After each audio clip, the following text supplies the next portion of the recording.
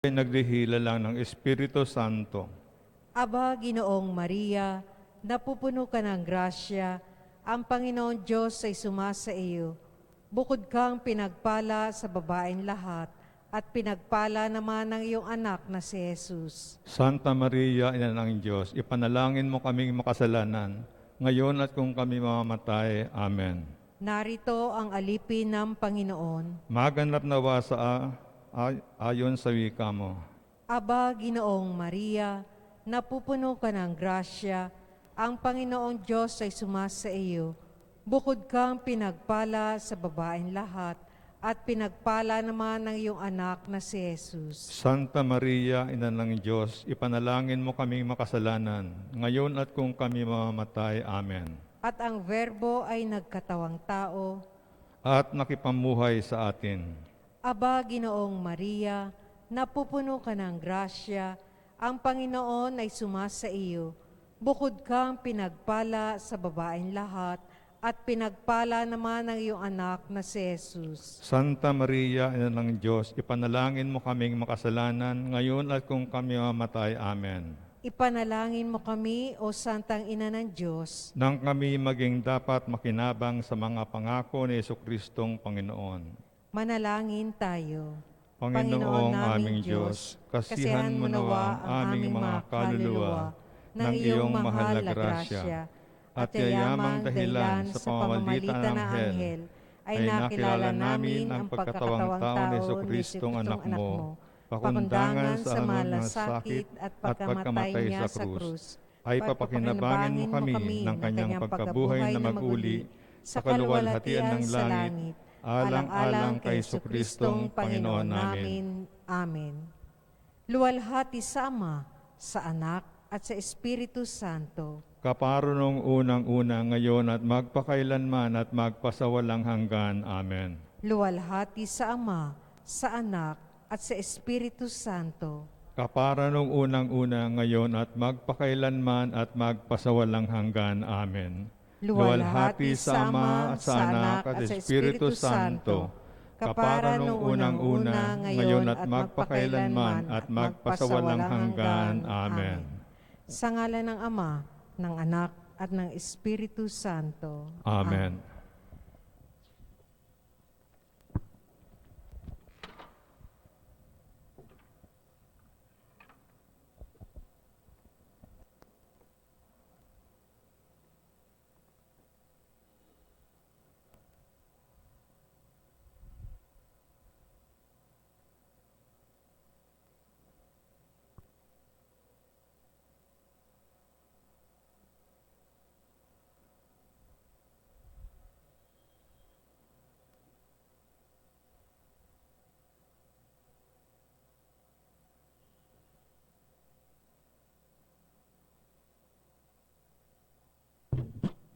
Magandang gabi po mga kapatid. Tayo po ay naisa-25 linggo sa karaniwang panahon. Ang mamumuno po sa ating banal na pagdiriwang ay si Reverendo Padre Benny Tuazon.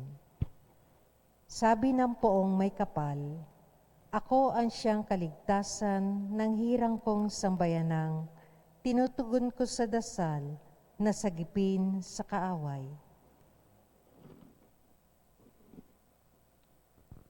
Sa ngalan ng Ama, ng Anak at ng Espiritu Santo, Amen. sumainyo ang Panginoon. At sumayo rin. Sumuli natitipon tayo sa ngalan ng ating patron na si San Antonio. Tayo ay pasalamat sa Diyos sa mga tinanggap nating biyaya sa kanyang pamamagitan at tayo humingi pa rin ng maraming biyaya tulad ng ating pag-asa na matapos ng pandemyang ito at sa lahat ng ating mga intensyon. Tayo tumahimik sandali at pagsisihan ang ating mga kasalanan bilang paghahanda sa ating pagdiriwang. Inaamin ko sa makapangyarihang Diyos at sa inyo mga kapatid na lubha ko nagkasala sa isip, sa salita at sa gawa at sa aking pagkukulang. Kaya isinasamo ko sa mahal na Birheng Maria, sa lahat ng mga anghel at mga banal, at sa inyo mga kapatid, na ako'y panalangin sa Panginoong ating Diyos. Kawaan tayo ng makapangyarihang Diyos, patawarin sa ating mga kasalanan, at patnubayan sa buhay na walang hanggan. Amen. Panginoon, kaawaan mo kami. Panginoon, kaawaan mo kami. Kristo, kaawaan mo kami. Kristo, kaawaan mo kami. Panginoon, kaawaan mo kami. Panginoon, kaawaan mo kami. Ama naming makapangyarihan, binigay sa iyong sambayanan si San Antonio bilang mahusay na tagapangaral at tagapanalangin para sa mga pangangailangan. Sa pagtulong niyang masundan namin ang ulirang pamumuhay, madamanawa namin ang iyong saklolo sa kagipitan sa pamamagitan ni Jesucristo kasama ng Espiritu Santo magpasawalang hanggan. Amen.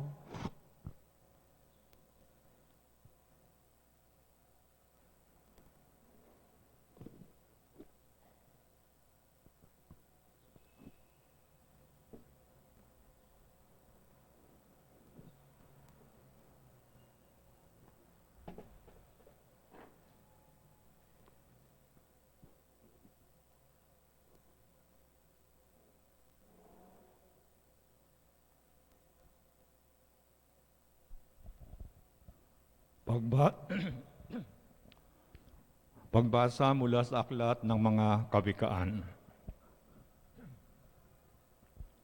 Hawak ng Panginoon ang isip ng isang hari at naibabaling niya ito kung saan igawi. Ang akala ng tao lahat ng kilos niya ay wasto, ngunit ang Panginoon lang ang nakasasaliksik ng puso. Ang paggawa ng matuwid at kalugod-lugod ay higit na kasiyasiya sa Panginoon kaysa mga handog. Ang masama ay alipin ng kapalaluan. Ang ganitong ugali ay kasalanan. Ang mabuting pagbabalak ay pinakikinabangan, ngunit ang dalos-dalos na paggaway walang kahihinatnan. Ang pagkakamaal ng salapi dahil sa kadayaan ay maghahatid sa maagang kamatayan. Ang isip ng masamay lagi sa kalikuan, kahit na kanino'y walang pakundangan. Parusahan mo ang manlilibak at matututo ang mangmang. Pagsabihan mo ang matino, lalong lalawak ang kaalaman. Alam ng Diyos ang nangyayari sa loob ng bahay ng masama, kaya't siya'y gumagawa ng paraan upang sila'y mapariwara. Ang hindi pumapansin sa hibik ng mahirap, darating din balang araw, ngunit walang lilingap. Ang salita ng Diyos. Salamat sa Diyos. Sa pagsunod sa utos mo poon, pangunahan mo ako. Sa pagsunod sa utos mo, poon, pangunahan mo ako. Mapalad ang mga taong malinis ang pamumuhay. Ayon sa utos ng poon, ang gawain araw-araw. Sa pagsunod sa utos mo, poon, pangunahan mo ako. Ang lingkod mo ay turuang masunod ang kautusan. Sa utos mong mapang-akit, ako namay mag-aaral. Sa pagsunod sa utos mo, poon, pangunahan mo ako. Ang pasya ko sa sarili, ako'y maging masunurin.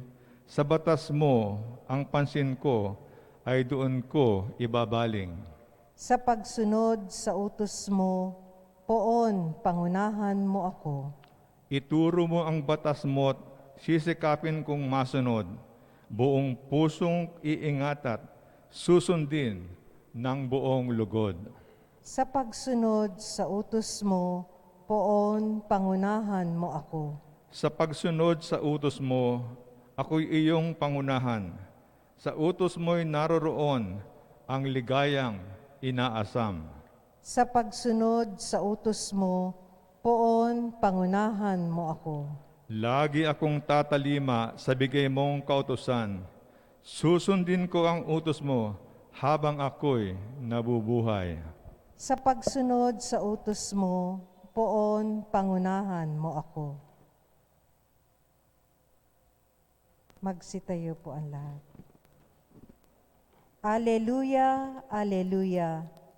Mapalad ang sumusunod sa salitang buhat sa Diyos at namumuhay ng angkop. Alleluia, Alleluia. Sumainyo ang Panginoon. At sumaiyo rin. Ang mabuting balita ayon kay San Lucas. Papuri sa iyo, Panginoon. Noong panahong yon, dumating ang ina at mga kapatid ni Jesus. Ngunit hindi sila makalapit dahil sa dami ng tao. May nagsabi sa kanya, "Nasa labas po ang inyong ina at mga kapatid. Ibig nilang makipagkita sa inyo." Ngunit sinabi ni Jesus, "Ang mga nakikinig ng salita ng Diyos at tumutupad nito, ang siya kong ina at mga kapatid." Mga kapatid, ang mabuting balita ng Panginoon.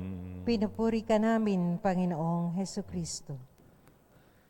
Gaya ng laging nakaugalian ng Panginoong Jesus, kinukuha niya o sinasamantala niya ang mga pagkakataon para makapagturo. Ang sandali sa ating ebanghelyo ngayon ay siguro sabik na yung kanyang magulang at mga kamag-anak, no? Dahil palagi siyang wala. No? Alam niyo naman ang Panginoong Kristo, busy sa kanyang pagpapahayag at papalaganap ng mabuting balita. At halos hindi siya nakikita sa kanilang bahay dahil nga sa kanyang gawain. Kung kaya't ang nangyari, sinundan siya ng kanyang magulang at ng kanyang mga kapatid o yung tinuturing niyang mga kaanak. Pero anong nangyari? No? Hindi nakuha sa pagiging nanay. Hindi nakuha sa pagiging kamag-anak. Hindi nakuha sa pagiging kadugo na makalapit sila kay Jesus agad-agad. No? Dahil nga sa dami ng mga sumusunod sa Kanya, nahirapan ang Kanyang mga magulang. Kaya may nagpasabi sa Kanya na nandun yung Kanyang yung magulang at ang Kanyang kaanak. Pero anong sagot niya?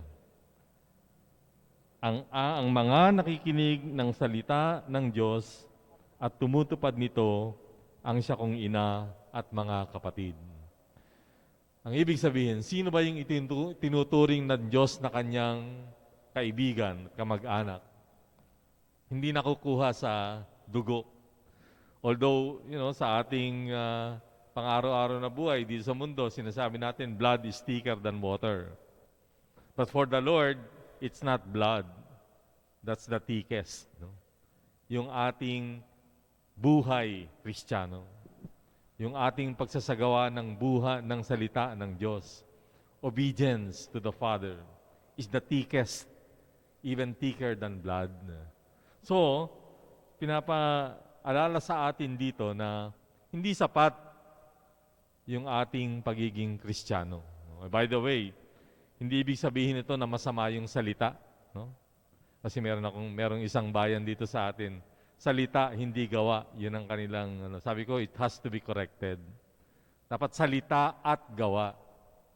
Dahil pagka sinabi nilang salita, gawa at hindi salita, gawa at hindi salita, binabaliwala yung salita. Huwag nating baliwalain yung salita. Words are also good. That's part of our life. No? In fact, words came from experience. Di ba? Hindi naman lumabas o nabuhay ang salita mula sa bula o mula sa alapaap. Karaniwan ng mga magagandang pananalita nanggaling sa karanasan. Kaya di ba, mahilig tayong mag-quote ng mga taong successful o yung mga magagandang nangyari sa buhay. Dahil yung kanilang mga sinasabi ay nanggaling sa kanilang gawa. But that's the secret, if there's a secret, no? Yung ating salita at gawa ay dapat laging magkaugnay. Kung meron man tayong sinasabi, nanggaling yon sa ating karanasan. At kung meron tayong ginagawa, yun ay dapat nating ipinapahayag. Sa halimbawa ng ating Panginoong Diyos, sa Panginoong Kristo, nangyari yan, di ba? Ang Panginoong Kristo ang salita. He is the Word. di ba?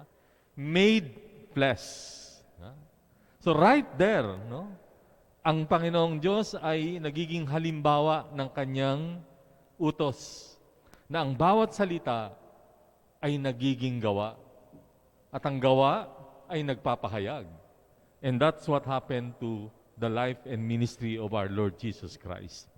Lahat ng pinangako ng Diyos sa lumang tipan ay naging katuparan, nagkaroon ng gawa sa pamamagitan ng Panginoong Kristo. At anong ginawa ng Panginoong Kristo? Kanya namang ipinamalita, ipinahayag, kanyang ginampanan ng pagiging salita sa pamamagitan ng pagpapahayag ng utos ng Diyos at pagpapakita sa kanyang buhay. He let His life speak to us. No? Yung kanyang buhay ang naging salita ng Diyos sa atin para malaman natin kung anong dapat gawin and how we should live our lives. So which brings us to ourselves as Christians, di ba? So hindi sapat, sabi nga, na tayo mabinyagan, na tayo matawag na Kristiyano, na tayo kasama sa pananampalatayang ito. Malaki ang hinihingi sa atin. Actually, in terms of action. Also in words, no? Kasi marami sa atin parang hindi marunong magpahayag ng salita ng Diyos o magpahayag ng mabuting balita. At kung hindi man nagpapahayag ng mabuting balita, hindi rin gumagawa. Kasi pwede naman tayong maging halimbawa ng hindi nagsasalita. That's why sometimes we say, action speaks louder than words. No? At yung ating patron ngayon, isa yan sa kanyang pinapangalandakan. Na yung ating salita ay siyang magsilbing halimbawa. At ang ating mga gawa ay magsalita sa iba. No? So si San Antonio was one of those who spoke well. Kasi nga, yung kanyang mga sermon, mga salita, nanggagaling sa kanyang karanasan. At hinihikayat din ng bawat Kristiyano na magkaroon ng ganong buhay. Kapupulutan natin ng pahayag o magandang balita ang ating mga karanasan. Pero hanggat hindi tayo nagsasabuhay ng mga turo ng Diyos, hanggat hindi natin sinusubukan sa ating sarili ang ating pananampalataya, hindi natin magagawa na makapagpahayag kahit sa gawa at kahit sa salita. Kaya yun sinasabi ko, no, yun ang hamon sa atin ng Panginoon. Hindi pwedeng nasa bahay lang tayo, sasabihin natin, katwiran natin, wala naman akong ginagawang masama, wala rin naman akong ginagawang mabuti. Ano? Para kaya pa. Ang isang Kristiyano hindi napapakali kapag hindi nakakagawa ng mabuti. At hindi rin napapakali hanggat may nakikitang masama. Kaya dumulog tayo ngayon kay San Antonio, no, na isa sa magaling sa kanyang larangan, na sana tulungan niya tayo, no, na makapagsalita, maipahayag ang ating karanasan, at ang ating mga naririnig naman sa Panginoon ay maisabuhay. Nang sa gayon, ito rin ay ating maging halimbawa.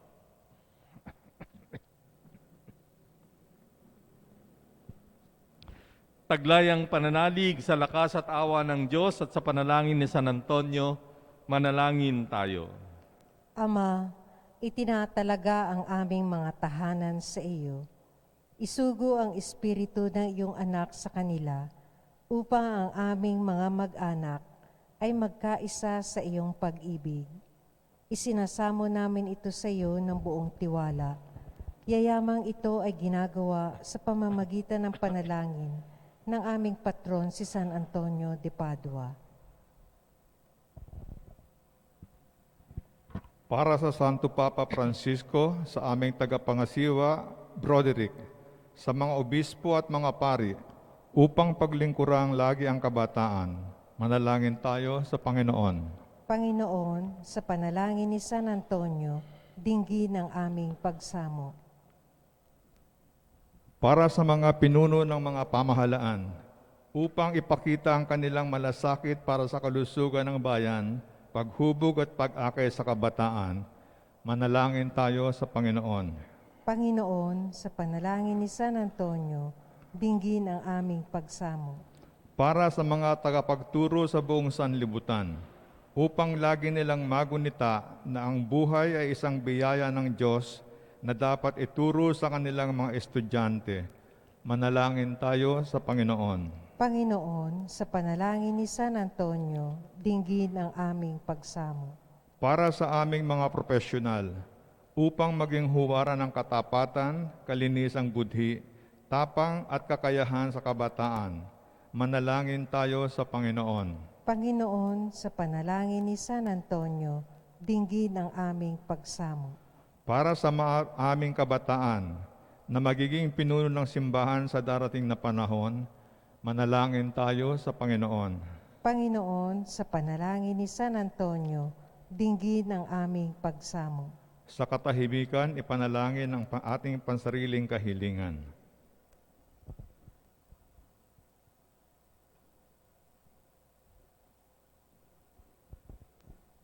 Manalangin tayo sa Panginoon. Panginoon, sa panalangin ni San Antonio, dinggin ang aming pagsamo. Ama, ipagkaloob mo na ang mga nakatatanda sa amin ay maging huwaran sa kabataan at tularan sila sa kanilang katapatan, kalinisan, at pagkamakadiyos at makabayan, alang-alang kay Kristo naming Panginoon. Amen. Amen.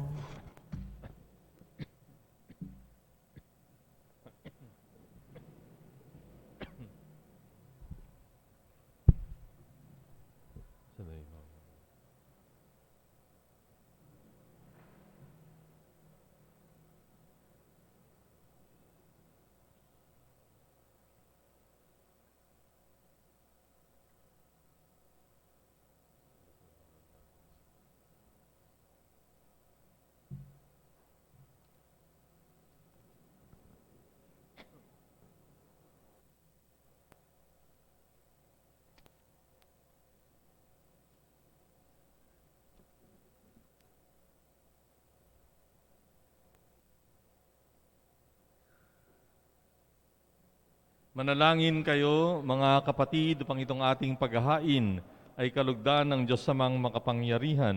Tanggapin nawa ng Panginoon ito paghahain sa iyong mga kamay, sa kapurihan niya at karangalan sa ating kapakinabangan at sa buong sambayanan niyang banal. Ama naming lumikha, ang paghahain namin ngayong si San Antonio ay ginugunita, ay kalugdan mo nawa, at bilang tugon sa kanyang itinurong kaalaman, ikaw ngayon ay aming pinupurit pinasasalamatan sa pamamagitan ng Jesucristo kasama ng Espiritu Santo magpasawalang hanggan. Amen.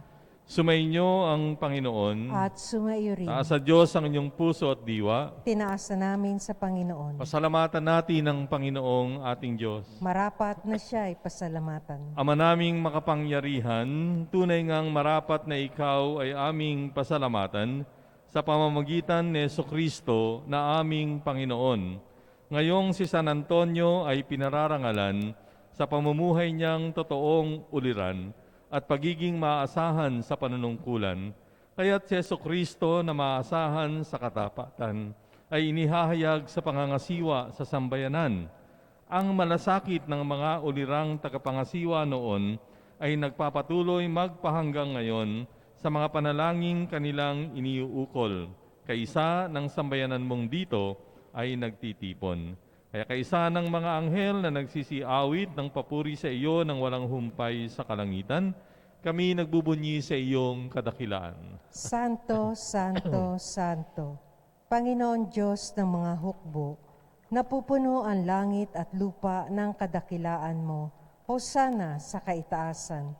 Pinagpala ang naparirito sa ngalan ng Panginoon. Hosana sa kaitaasan.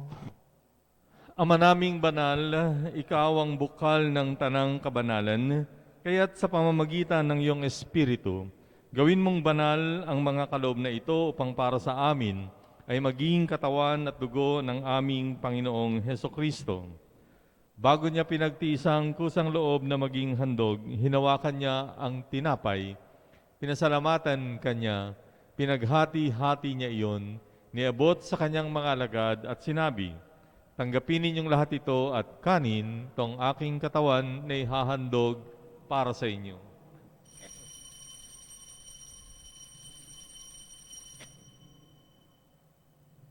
Gayun din naman, nung matapos ang hapunan, hinawakan niya ang kalis, muli kanyang pinasalamatan, iniabot ang kalis sa kanyang mga alagad at sinabi, "Tanggapin ninyong lahat ito at inumin, ito ang kalis ng aking dugo, ng bago at walang hanggang tipan.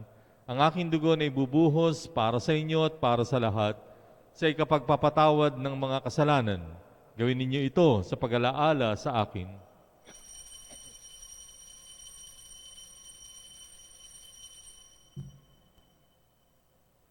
Pagbunyi natin ang misteryo ng pananampalataya. Si Kristo'y namatay, si Kristo'y nabuhay, si Kristo'y babalik sa wakas ng panahon.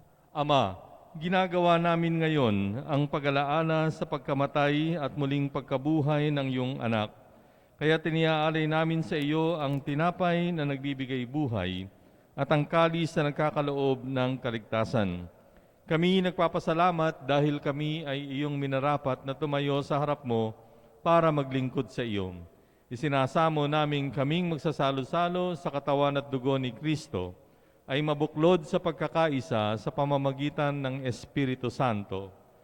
Amalingapin mo ang iyong simbahang laganap sa buong daigdig. Puspusin mo kami sa pag-ibig. Kaisa ni Francisco na aming Papa, ni Broderick na aming tagapangasiwa at ng Tanang Kaparian. Alalahanin mo rin ang mga kapatid naming nahimlay nang may pag-asang sila ay muling mabubuhay, gayon din ang lahat ng mga pumanaw. Kaawaan mo sila at patuloyin sa iyong kaliwanagan. Kaawaan mo at pagindapatin kaming lahat na makasalo sa iyong buhay na walang wakas. Kaisa ng mahal na Birheng Maria na Ina ng Diyos, ni San Jose na kanyang esposo, kaisa ng mga apostol, ni San Antonio at ang lahat ng mga banal, na namuhay dito sa daigdig ng kalugod-lugod sa iyo. May pagdiwang nawa namin ang pagpupuri sa ikararangal mo sa pamamagitan ng iyong anak na aming Panginoong Hesukristo. Sa pamamagitan ni Kristo, kasama niya at sa Kanya ang lahat ng parangal at papuri sa iyo, Diyos amang makapangyarihan, kasama ng Espiritu Santo, magpasawalang hanggan. Amen. Sa tagubili ng mga nakagagaling na utos at turo ni Jesus na Panginoon natin at Diyos, pahayag natin ang lakas loob. Ama namin, sumasalangit ka, sambahin ang ngalan mo, mapasa amin ang kaharian mo, sundin ang loob mo dito sa lupa para nang sa langit. Bigyan mo kami ngayon ng aming kakanin sa araw-araw at patawarin mo kami sa aming mga sala, para ng pagpapatawad namin sa nagkakasala sa amin. Huwag mo kaming paintulot sa tukso at iadya mo kami sa lahat ng masama. Hinihiling namin na kami ay iadya sa lahat ng masama, pagkalooban ng kapayapaan araw-araw, iligtas sa kasalanan, ilayo sa lahat ng kapahamakan, samantalang aming pinananabikan ang dakilang araw ng pagpapahayag ng tagapagligtas naming si Jesucristo. Sapagkat sa iyo ang kaharian, ang kapangyarihan at ang kapurihan, magpakailanman. Amen. Panginoong Jesucristo, sinabi mo sa iyong mga apostol, kapayapaan ang iniiwan ko sa inyo, ang aking kapayapaan ang binibigay ko sa inyo. Tunghayan mo ang aming pananampalataya at huwag ang aming pagkakasala. Pagkalooban mo kami ng kapayapaan at pagkakaisa ayon sa iyong kalooban, kasama ng Espiritu Santo, magpasawalang hanggan. Amen.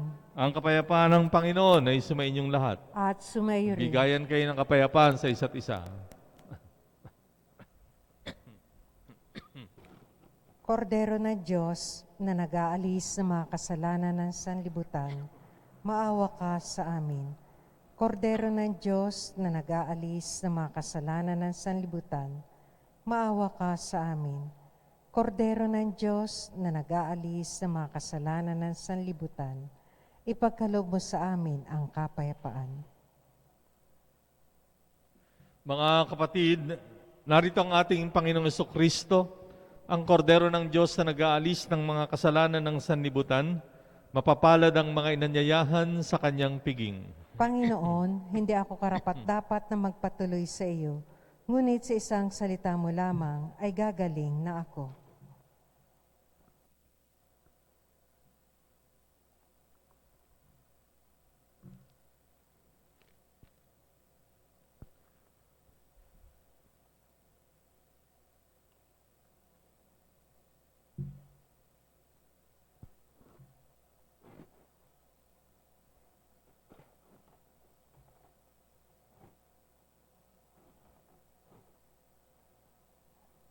Binigay mong mga utos para sundin ng malugod, kaya't iyong itaguyod landas ng puso ko't loob, ng utos mo ay masunod.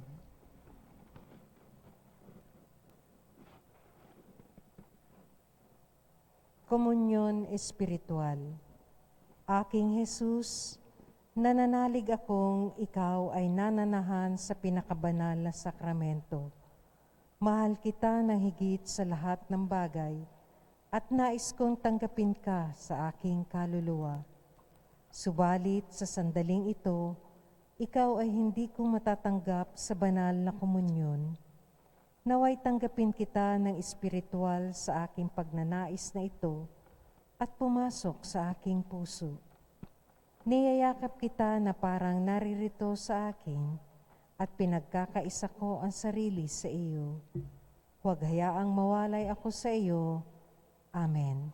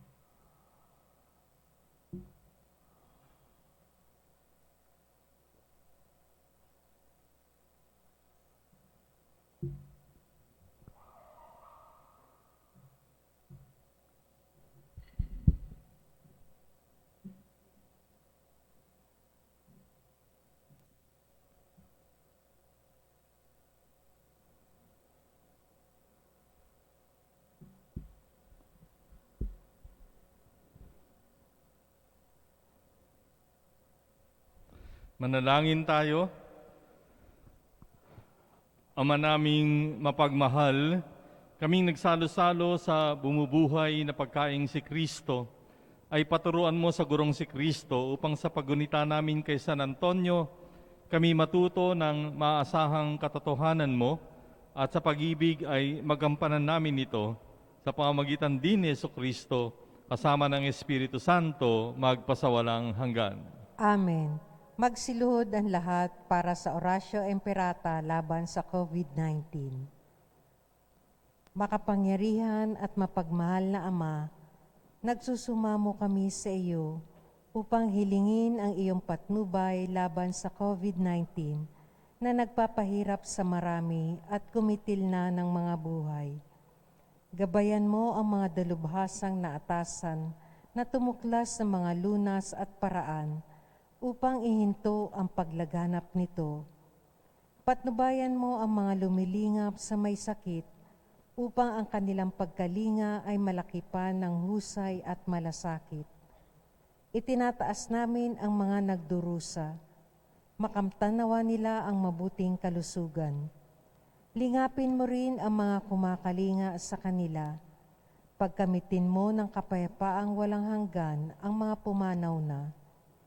Pagkalooban mo kami ng biyaya na magtulong-tulong tungo sa ikabubuti ng lahat. Pukawin sa amin ang pagmamalasakit sa mga nangangailangan. Nagsusumamo kami na iyong ihinto na ang paglaganap ng virus at ipag-adya kami sa lahat ng mga takot.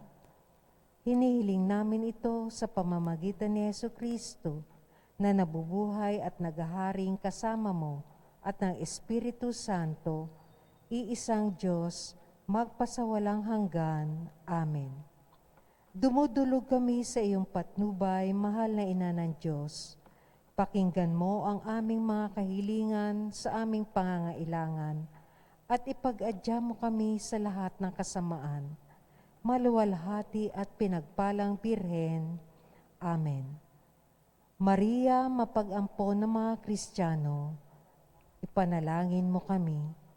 Mahal na Birhen, mapagpagaling sa may sakit, ipanalangin mo kami. San Rafael Arkanghel, ipanalangin mo kami. San Roque, ipanalangin mo kami. San Lorenzo Ruiz, ipanalangin mo kami. San Pedro Calungsod, ipanalangin mo kami. San Antonio ng Padua, ipanalangin mo kami. Amen. Magsitayo po ang lahat.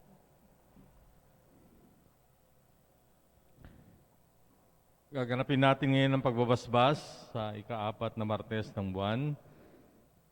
Para ito sa nagdiriwang ng kaarawan, anibersaryo at mga magpapakasal, naghahangad magkaroon ng anak. So, kasama po yung ating nasa live stream. So yuko niyo inyong mga ulo. Ama naming mapagmahal, ikaw ang pinagmumula ng aming buhay at pag-iral. Hinihiling namin na pagpalain mo at basbasan ang mga kapatid naming nasa iyong harapan at nasa live stream at nagdiriwang ng kanilang kaarawan at anibersaryo. Ilayo mo sila sa kapahamakan habang nilalakbay nila ang kanilang landasin sa buhay na ito. Bigyan mo sila ng lakas ng katawan at kalooban upang makasunod sa liwanag ng iyong kapangyarihan at upang madama nilang lagi ang dakila mong pag-ibig. Patatagin mo ang kanilang puso sa gitna ng mga pagsubok at palakasin mo ang kanilang mga pananalig sa iyo. Patatagin mo rin ang pagsasama ng mga nagdiriwang ng kanilang anibersaryo. Bigyan mo sila ng tunay na kaligayahang hindi matutumbasan ng anumang material na bagay. Naway patuloy silang mamuhay sa pag-ibig at katapatan sa lahat ng araw ng kanilang buhay. Gayun din naman, Panginoon, buksan mo ang sinapupunan ng mga naghahangad na magkaroon ng mga anak na arugain sa pamamagitan ng panalangin ni San Antonio de Padua na aming patron at pintakasi. Matamanawa nila ang hinahangad ng kanilang mga puso. Hinihiling namin ito sa pamamagitan ni Kristong aming Panginoon. Amen. Sumainyo ang Panginoon. At sumayo. Palain kayo ng makapangyarihang Diyos Ama, Anak at Espiritu Santo.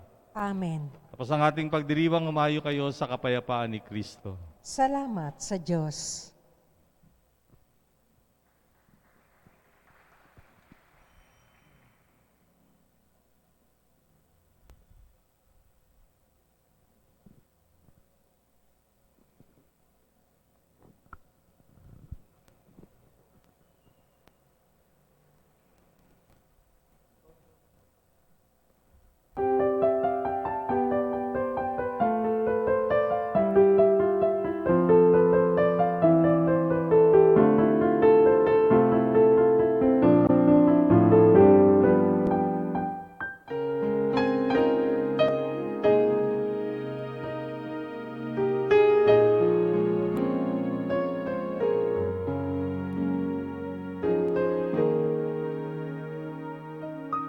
Sa ngalan ng Ama at ng Anak at ng Espiritu Santo. Amen. O San Antonio, pinili ka ng Diyos na ipabatid sa daigdig ang iyong kabanalan upang maakit ang marami sa paggawa ng mga kabutihan. Hilingin mo sa sanggol na si Jesus na hawak mo sa iyong bisig ang mahigpit ko ngayong pangangailangan.